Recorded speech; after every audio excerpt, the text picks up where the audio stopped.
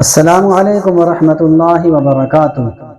امید ہے کہ آپ سبھی حضرات خیر و عافیت سے ہوں گے۔ اللہ آپ کو اسی طرح ہمیشہ خوش و خرم رکھے۔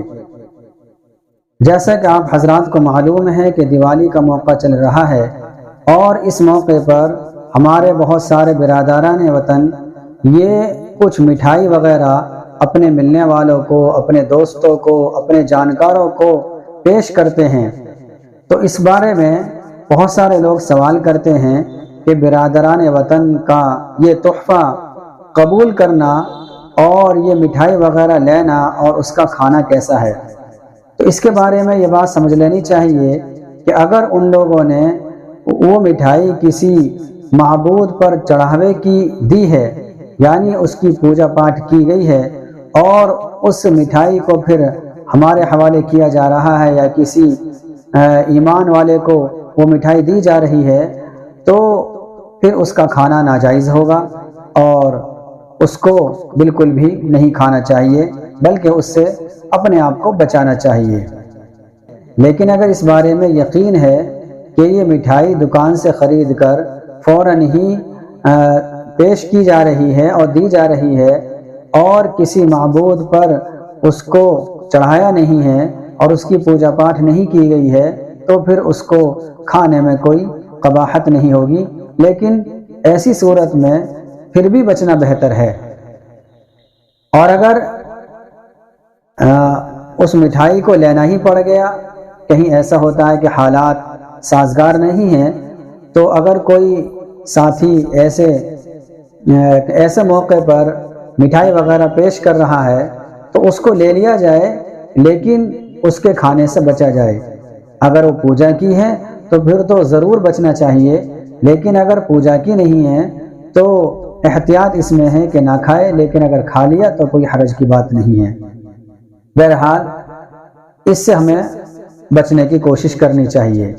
اسی طریقے سے غیروں کے تہواروں پر مبارکبادی پیش کرنا اور ایک دوسرے کو مبارکبادی دینا، یہ کسی بھی صورت میں جائز نہیں ہے، اور اس سے بھی اپنے آپ کو بچانا چاہیے۔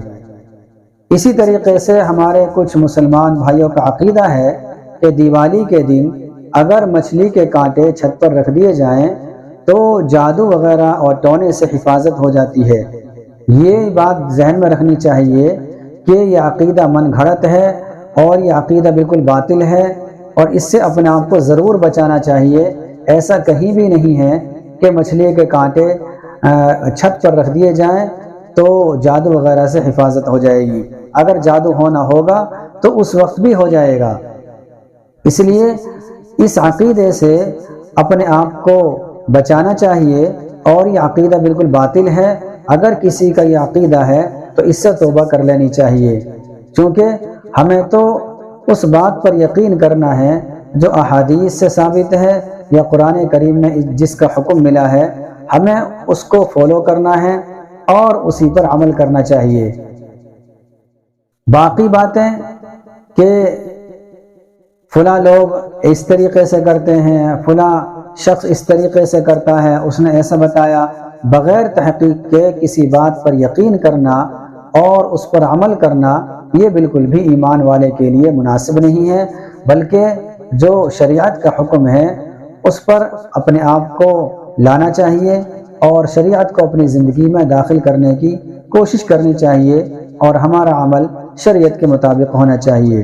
تو خلاصہ یہ نکلا کہ کسی بھی غیر کے تہوار پر مبارکبادی دینا یہ بالکل بھی درست نہیں ہے، اور اگر ان کے تہوار کی عظمت ہو، اگر کسی کے دل میں ان کے تہوار کی عظمت ہے تو پھر ایمان کا بھی خطرہ ہے۔